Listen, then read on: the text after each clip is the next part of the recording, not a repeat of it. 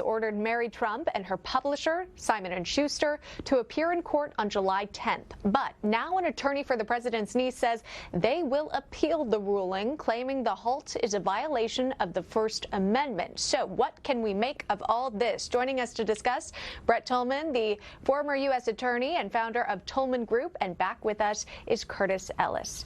So, Brett, the first question here, is this a halt, a violation of Ms. Trump's First Amendment right?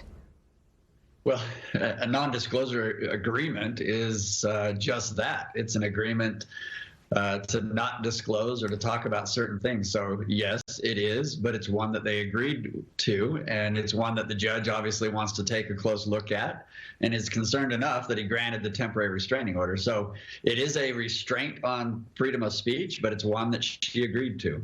All right, when she signed that over. The book is slated to be released on July 28th, just 4 months, of course, before the 2020 election. Curtis, how do you think this could impact President Trump's re-election campaign?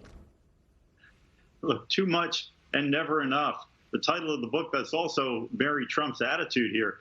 She got her piece of the inheritance, but that wasn't enough. That was never enough. So now she's going back for another bite at the apple by writing this tell-all book about the family's dark secrets.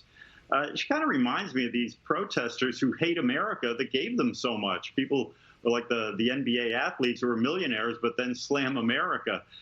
She's bad-mouthing the family that made her rich. This could be, the most interesting of all the tell-all books, because we're going to hear about how President Trump, Donald J. Trump, likes 2 scoops of ice cream and all the other dark secrets of the family, inside family affair.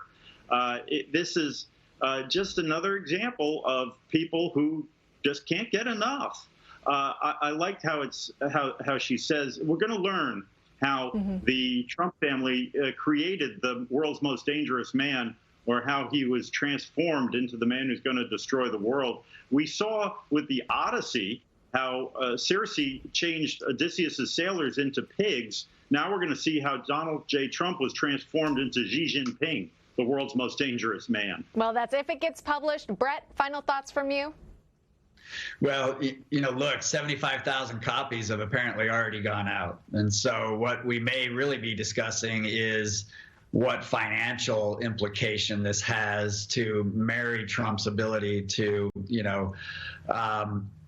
to sell the book and to get wealth as a result of it.